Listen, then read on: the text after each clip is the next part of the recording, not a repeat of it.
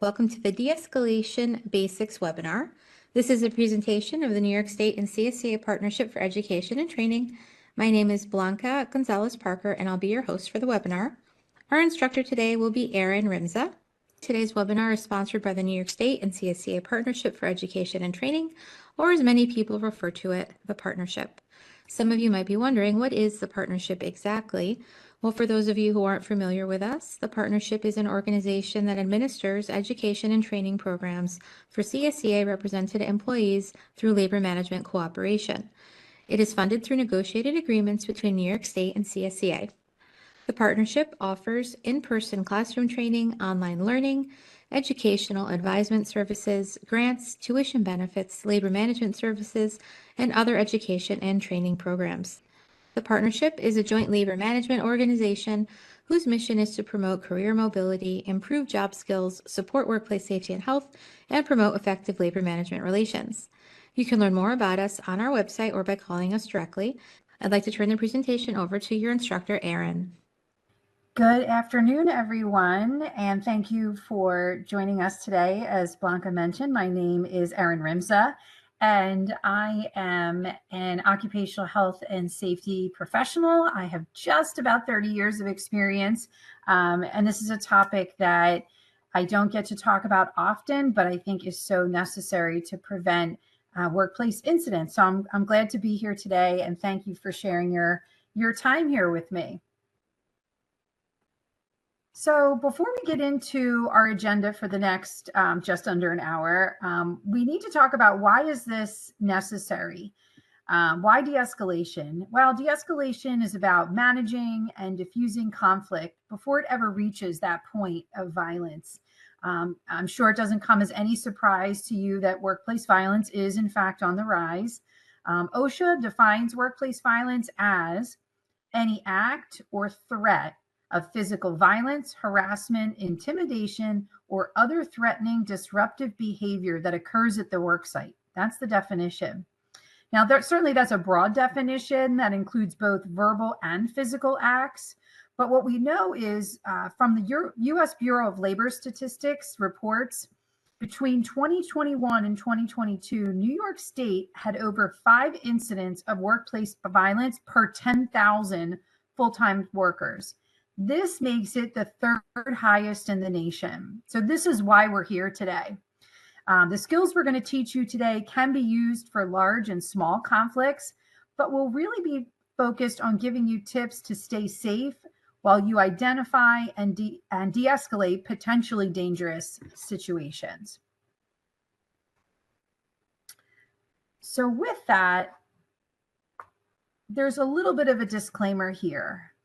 We need to provide this disclaimer that this training is indeed for educational purposes only.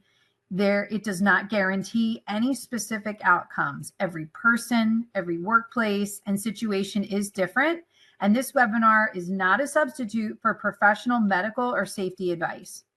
So your agency may have additional guidelines around the safety and security of your workplace. Wherever there is a discrepancy, we ask that you defer to your agency guidelines. In addition, some of the graphics used in this presentation to depict conflict may be disturbing to some folks. So if at any time you're uncomfortable, please feel free to minimize your screen. And also keep in mind, if you'd like to learn more about this topic, you can also take our full-day in-person course, Effective De-Escalation Skills, the next time that it's offered. During this webinar, we are going to look at 3 facets of de-escalation. First, we're going to focus on awareness. So we're going to look at what are the warning signs of a potential conflict. And we're going to look at the stages of potential conflict. Next, we're going to look at prevention. What are some simple but effective de-escalation strategies you can take back to your workplace? And finally, escape. Your safety and the safety of anyone that you're responsible for is the first priority. So during this part of our webinar, we'll help you identify when and how to remove yourself from a sticky situation. So the first step in de-escalation is to identify the warning signs. That is our first step in awareness. So with that, we have to discuss risk factors. This is the first part of awareness. There are certain circumstances and workplaces that make workplace violence more likely. These are jobs or situations at higher levels of agitation, anxiety, or emotional distress for the customers, the patients, or the public. Substance abuse, a history of violence or aggression, and poor communication skills can also contribute to an escalating situation. So let's ask our first poll question here. Do you work in any of the following conditions? Directly with the public, so exchange of money, transportation, goods and services. Do you work alone or in small groups? Do you work on third shift or the overnight shift? Or do you work in a high crime area? This is a pretty good mix here. And the highest winner here is directly with the public at 39%. So each one of these conditions, A, B, C, and D, can make escalated situations more likely. So working directly with the public, alone or in small groups, working an overnight shift or in a high crime area, you are definitely more likely to encounter situations that might require de-escalation. And I don't tell you this to simply make you worry, but really to be more aware of your surroundings and the inherent risks that present themselves in our day-to-day lives. So next, let's talk about warning signs. And we want to hear from you. I'd like to open the topic by asking you to tell me about a workplace violence situation that needed de-escalation. Now, this could be a recent or older example. So I want you to think about it and tell me, how did you know it needed de-escalating? And looking back, what were some of the warning signs? Two supervisors were getting loud at my previous agency, and it almost led to a fist fight. Voices were increasing in volume, two people face to face shouting, someone on the phone getting angry. I've definitely witnessed that one myself.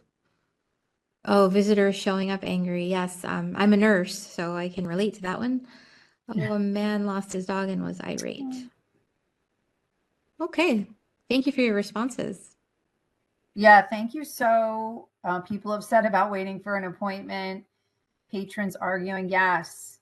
So thank you so much for sharing, each one of you.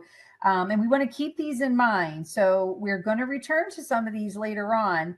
And let's take a look at our list, because I think you're going to recognize some of these warning signs.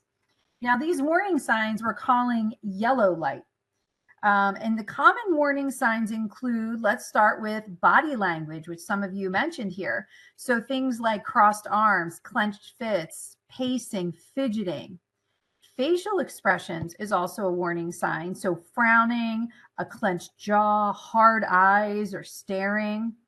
And lastly, verbal cues or language is definitely a warning sign. So rude or dismissive language, being disruptive, interrupting you or another person when they're trying to speak, hurling insults, threats, or swearing. So we're certainly seeing that in some of the situations you've all shared here. So with that, where's the line, right? So warning signs hint at potential conflict or aggressive behavior. But on their own or in isolation, they may not be very concerning. You have to look at these behaviors in the context of the situation that you're in. Because what if they're sending mixed signals? Which do you listen to? If someone is frowning with crossed arms, but they're speaking politely, it probably isn't much to worry about. However, if they have calm body language, but they're staring, using rude language, or threatening you or others, that is a problem. So where is the line between warning signs and actual threatening behavior? And at what point should you act? These are questions we have to ask ourselves. But the bottom line is this: if you are seeing any of these warning signs, you should take steps to keep yourself and others safe. Really trust your gut. And if you're not sure you can trust your gut, then let's try out some exercises to hone your, quote, spidey senses. So for those of you that are not Spider-Man fans, a spidey sense is referring to Spider-Man and Peter Parker's ability to sense incoming danger. So with that, we're going to watch a video here in a moment. So I want you to watch carefully and take note of any yellow flags that you notice. We're looking for the yellow flag warning signs.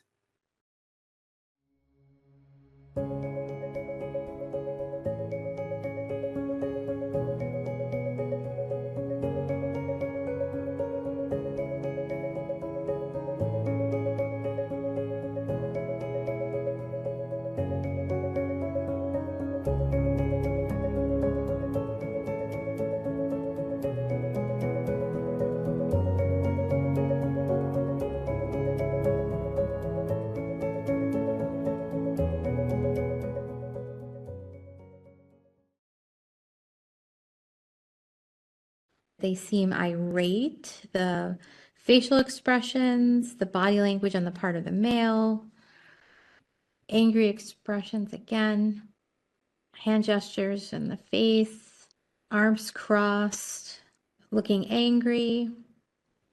So thank you so much for those of you that picked up on these yellow flags. You caught them, and that's great because this is a tricky one.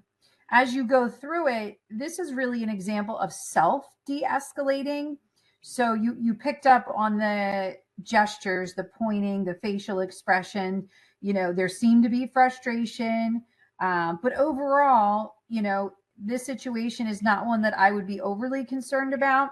It may be difficult, but they maintain a reasonable, good distance. There is little to no yelling, although we can't hear them. And it looks like because it's self-de-escalating, and a couple of you picked up on that, to appear less threatening, it doesn't look that there's a risk of escalating. So being upset and being difficult in this situation, but the ability to then de-escalate. So we're going to watch another video. Now, same as before, we're going to be looking for those warning signs, and we want you to let us know what you think you see in terms of those yellow flag warning signs.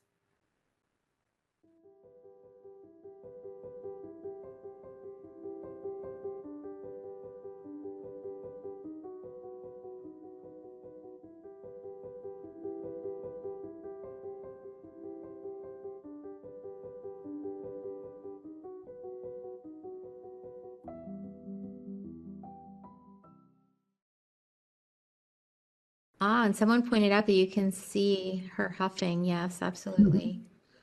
Pressing the paper up to the glass. One thing that stands out to me, and I hope I'm not stealing anyone's thunder, is that she's actually putting her hand through the little opening. I love all of your commentary here. You really caught everything as far as the warning signs. So good job. And yes, we can't see the person behind the glass that easily. But here's a key. They don't seem to be as visibly upset as the customer, right?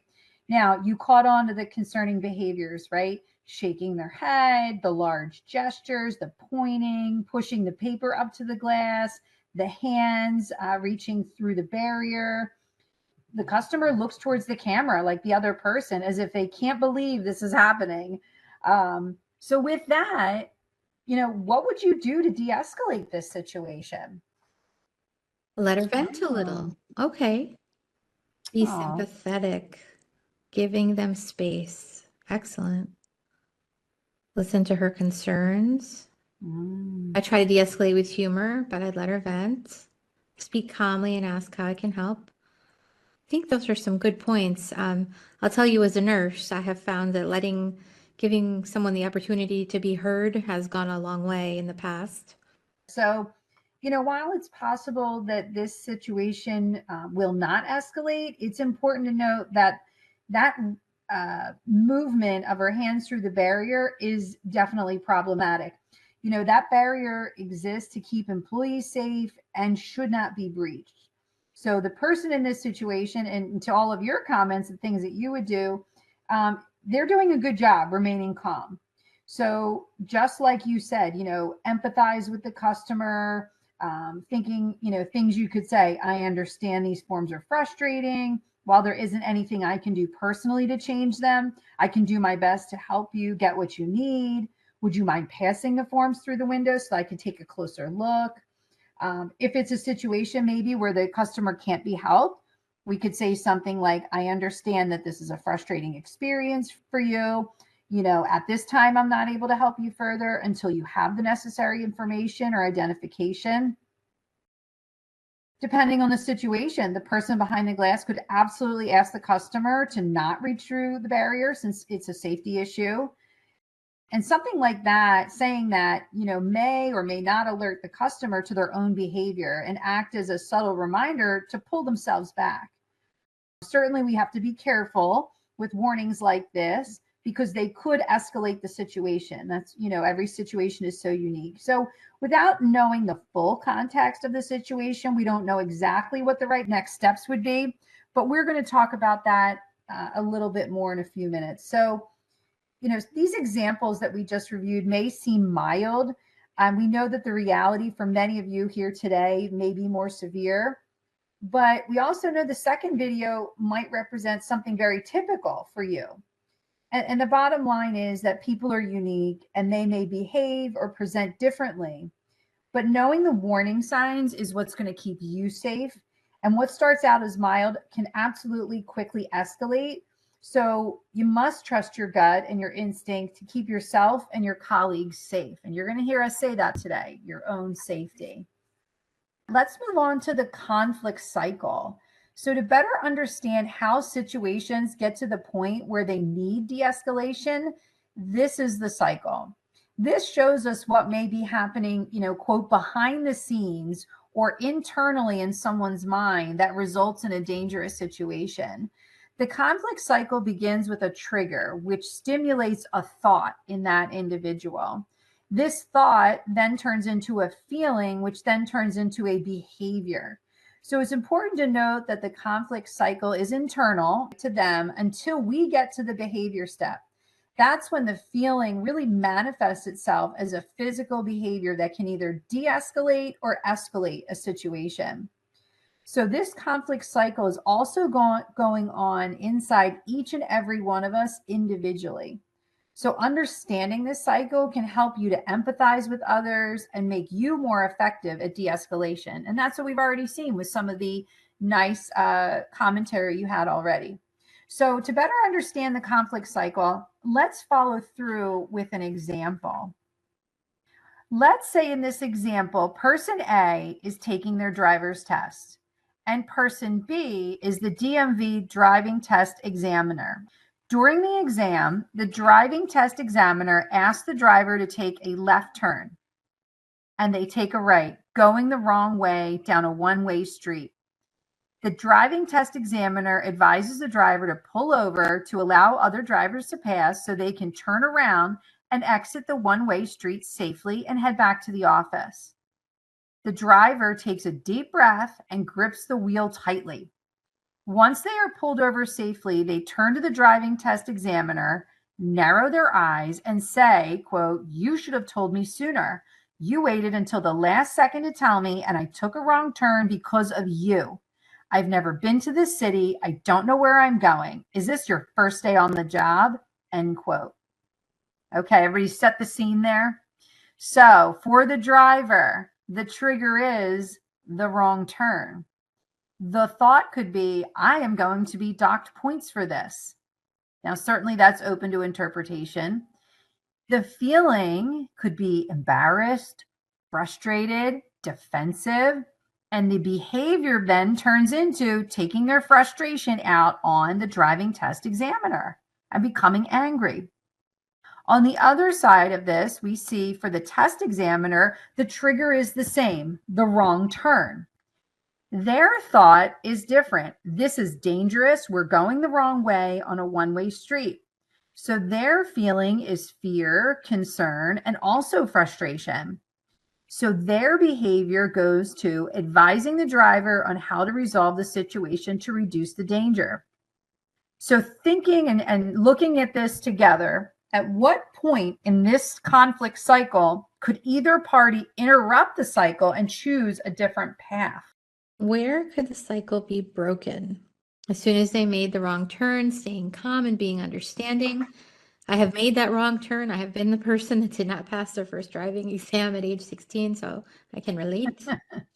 Being a little more understanding to the student, yes.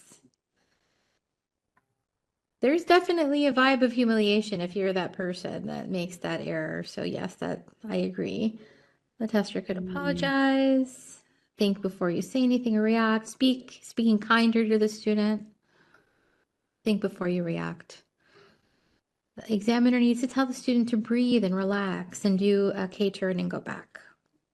You know, for many of us, triggers, thoughts, and feelings are pretty automatic. And what's important is that we don't act on them without thought, which is what many of you said. So the best place to interrupt the conflict cycle is at our behavior point. You can't control other people's behavior, and it's really difficult to control automatic thoughts and feelings. So in this example, you know, we saw how that driving test examiner chose to calmly resolve the dangerous situation at hand before addressing anything else. You know, we're making some assumptions that they were calmly asking the driver to pull over. But we also noticed that despite their calm approach, the driver is still agitated, showing signs of wanting to escalate. How can they respond and de-escalate? Now that we know where we can interrupt the conflict cycle, right, at behavior, let's talk about how to do that to prevent escalation to violence. So we're going to chat here. So think back to that scenario that needed de-escalation that you shared at the very beginning here. So what was done? You know, was it effective? Why or why not?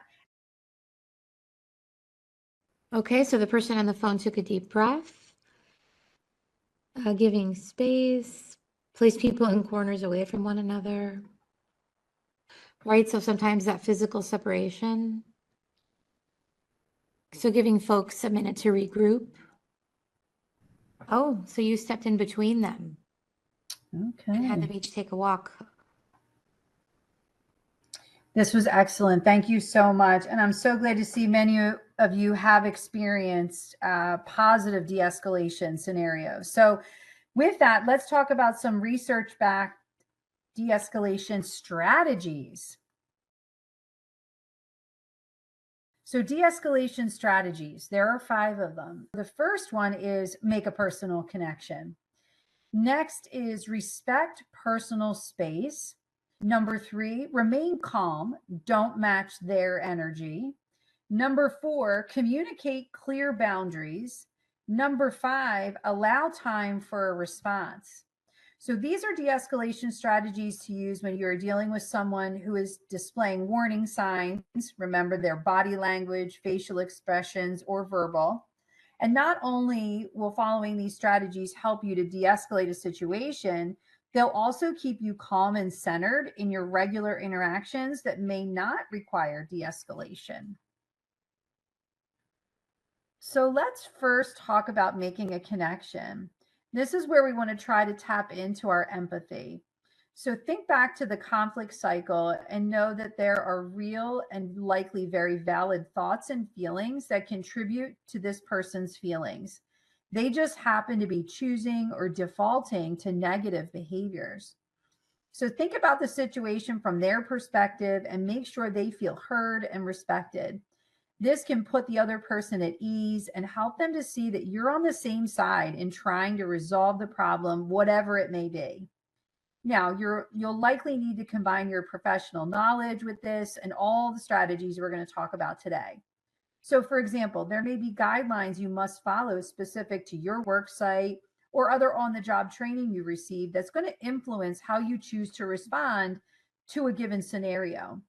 So with that in mind, what are some things that you can say or do to demonstrate empathy or make a connection with someone? Be patient. Understand that they have feelings. Ask them why they are upset. Again, going back to that, sometimes folks need to feel heard.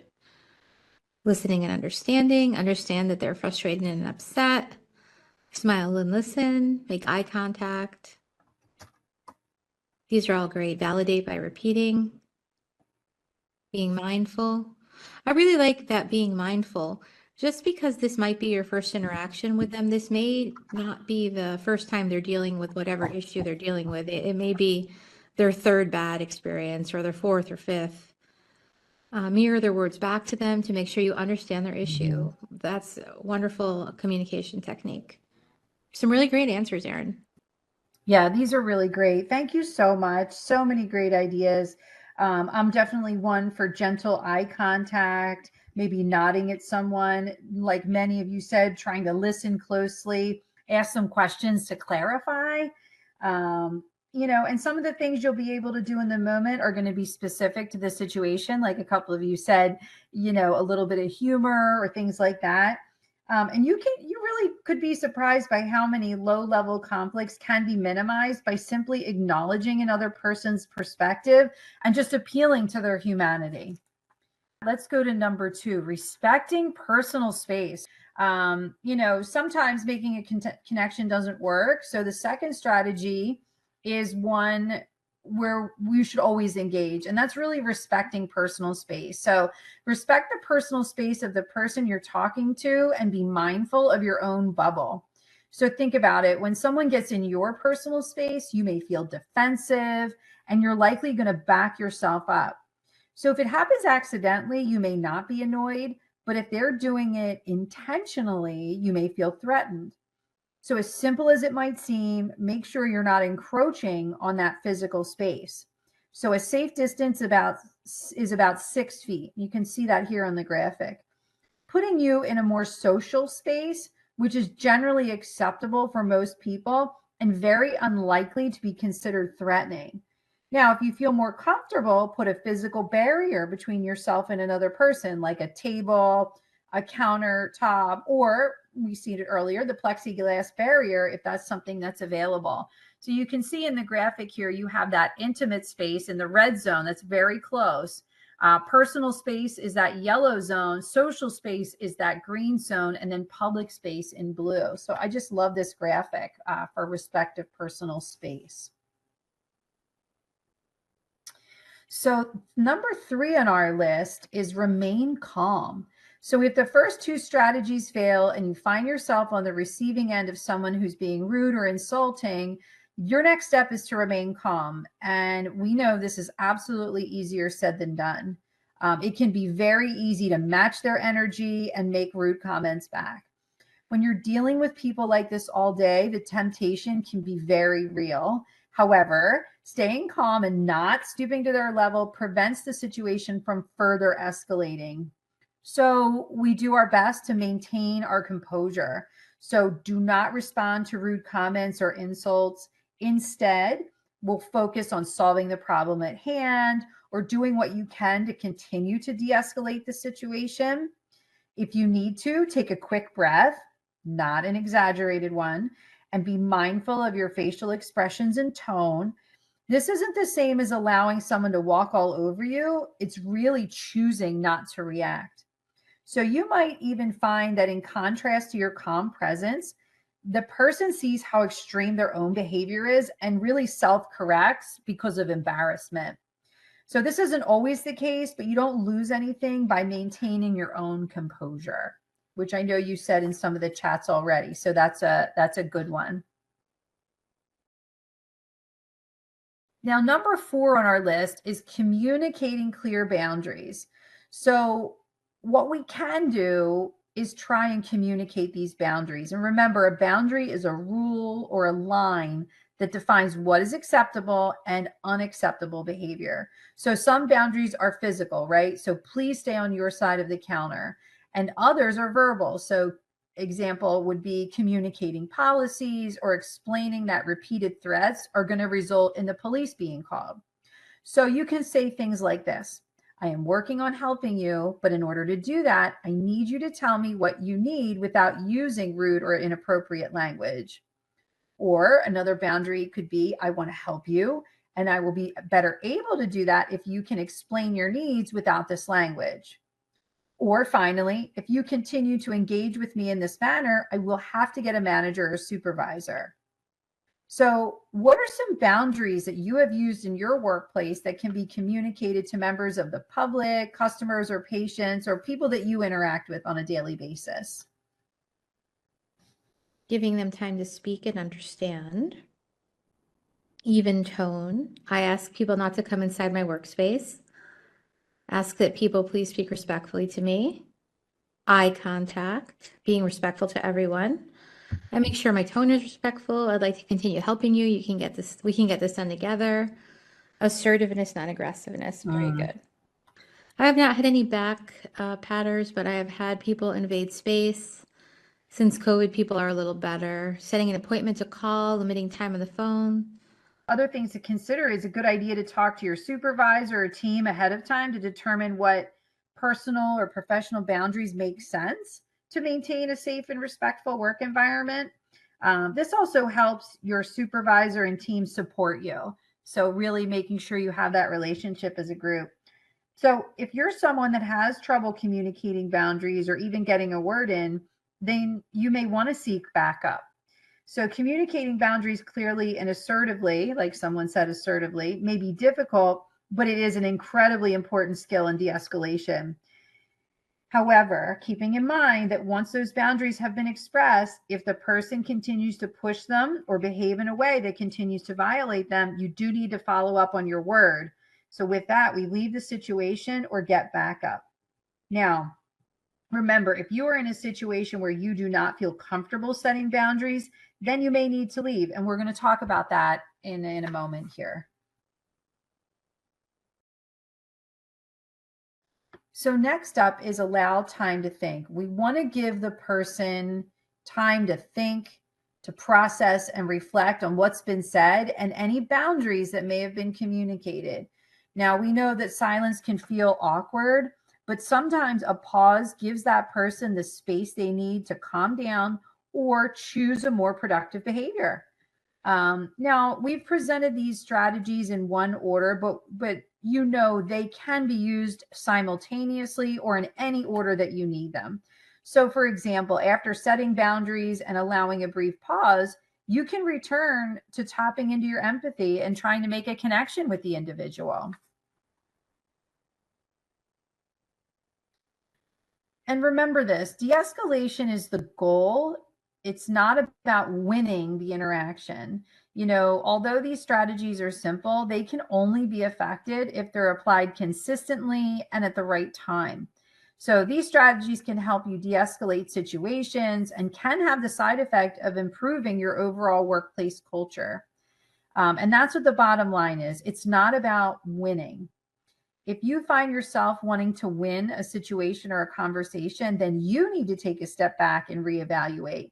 We want to focus instead on cultivating a safe, positive workplace culture that acts as a safeguard against crises.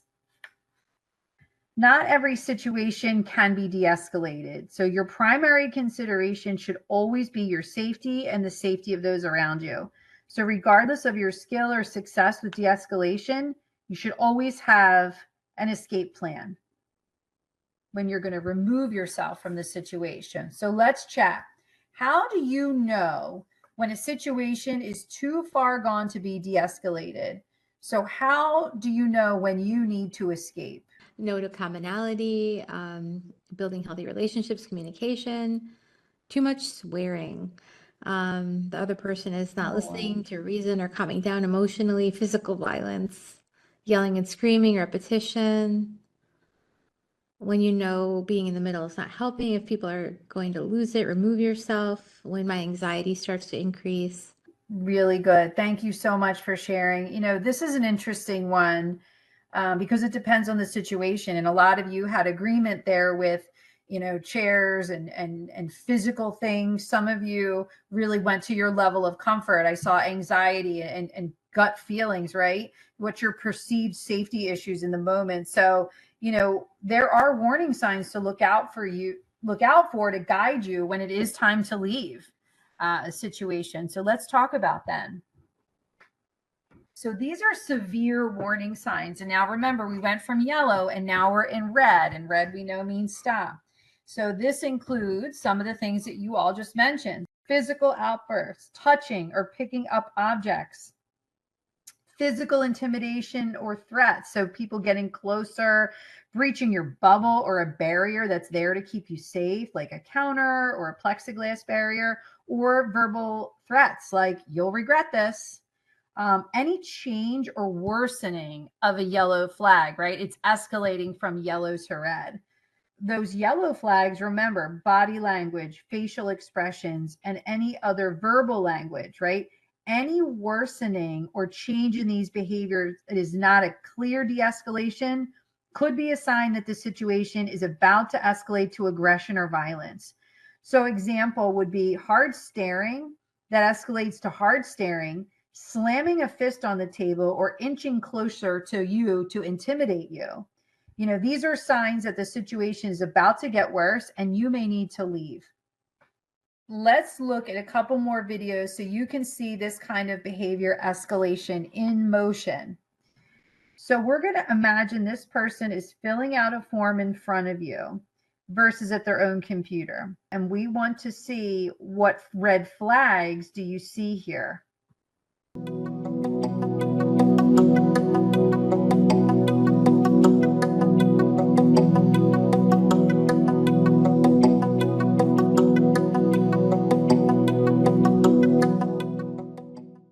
There's obvious frustration that's accelerating, right?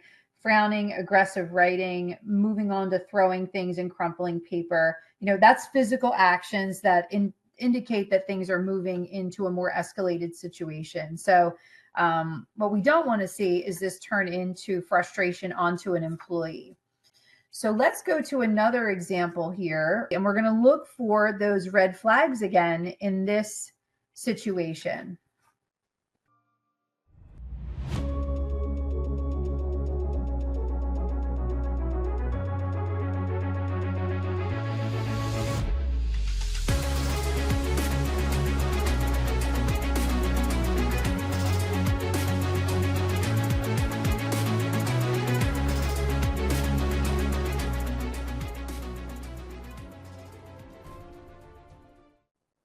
Putting his hand up. You can kind of see the body language, right? The hands, the face, the personal space, the neck jutting out. Yes, good one. See how that escalated rather quickly, right? Tapping his forehead. Oosh. Yeah, yikes.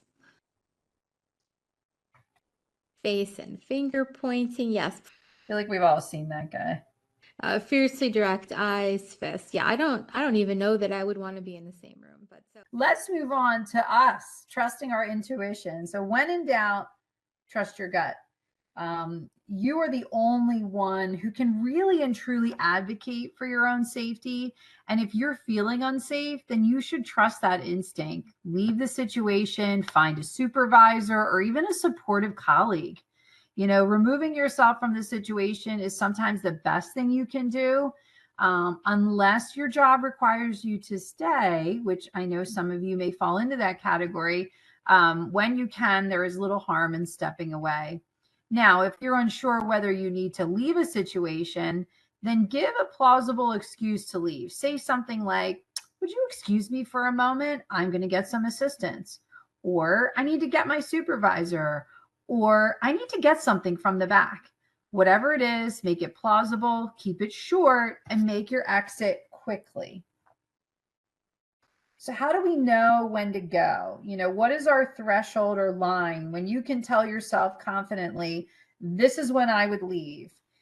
when I see physical altercation or hear threats, swearing, you feel that things aren't getting done. So, right, so you're not accomplishing the goal.